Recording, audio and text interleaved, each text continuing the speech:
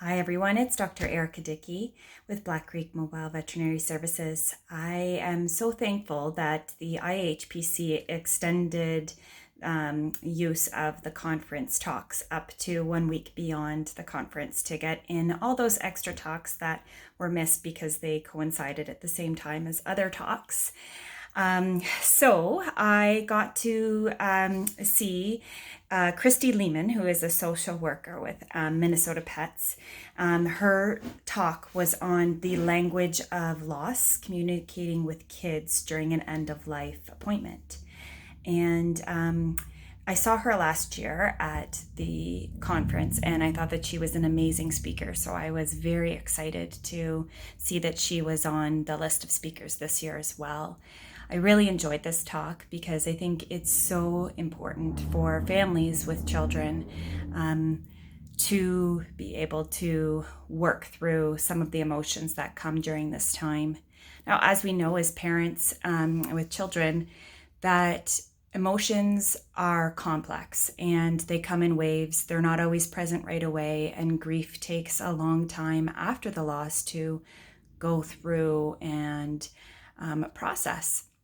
Grief in itself is a process, not an event, right? So one of the things that I love about my conference is that there are a lot of talks specifically concerning communication with end of life and the emotions and supporting the psychosocial elements that come with end of life care, which is away from the specifically our veterinary role, but in end of life, my role for you kind of is an all-encompassing. And I think that's a place where veterinary medicine can really grow, especially in hospice care. That's what kind of separates out a hospice veterinarian from a general practice veterinarian, is that we have a lot more training in the psychosocial elements and supporting clients through this process because it is so challenging. Anyways, to get back to the talk, which was absolutely fabulous, we can have lots of roles as veterinarians in an end-of-life experience for children. We can just be looked at as the vet, but we can also be a supporter or a teacher, a witness, a role model. There's lots of roles that we can play in this time. Holding space is something that I always talk about, and that is being physically, mentally, and emotionally present for someone to share their feelings and their experiences in a place of non-judgment, and that emphasizes kind and curious communication and interaction. I'm not trying to fix your pain. Your pain is your pain, and it is true and it is valid. And so that's what my goal is whenever I am supporting families through this time. We talked about how words matter, your choice of language that you use.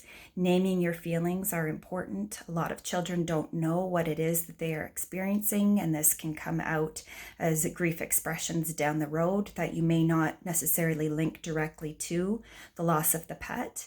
And so talking about feelings, using, we need to work on building our emotional vocabulary. And also one of the things that I liked that Kristi mentioned is connecting body sensations and feelings. So for example, our hearts hurt when we say goodbye. It's okay to feel very sad. So connecting that feeling in your body and with the feeling of sadness. Or, mom is crying because she feels sad. It's okay to cry when we feel sad. We moved on to specifically talking about euthanasia itself, talking about cremation, and talking about the ashes. One of the things that we need to be careful of when we talk about euthanasia is avoiding euphemisms like being put to sleep. That can definitely cause children to associate a fear of sleep. They could think, oh my gosh, when my dad goes to sleep tonight, is he not going to get up? When I go to sleep, am I going to die? And so we really want to try and use more open, honest, concise language like death and dying. As challenging as that is in conversation, it is important to use that type of language. So, for example, when talking about cremation, we want to be careful to avoid a fear of heat or fire or flame. So an example would be, after Teddy dies, his body will be taken to a special place where super hot heat will turn his body into ashes. So that would be a way to describe the cremation process. And then we talked about burial, and then things that we can do as parents and as well as a veterinarian before, during, and after the visit. Specifically, one that I really liked that she gave an example of is if a child asks a question that you don't know how to answer, you can gently turn that question back to them. So a lot of time they may ask kind of existential type questions that none of us really know the answers to. So for example, what will Buddy see in heaven? And then you could say, that's a really good question. I wonder about that sometimes too. What do you think? So that encourages them to convey that back, and then you can use supportive language to open up that dialogue.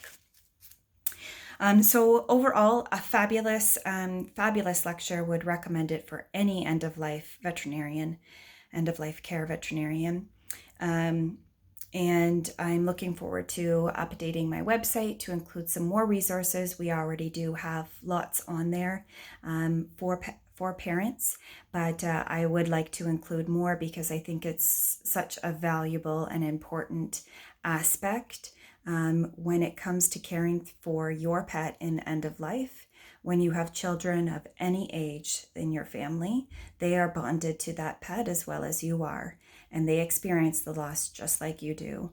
And so it is important to be able to support families, and that's a strong passion of mine. Thank you for listening.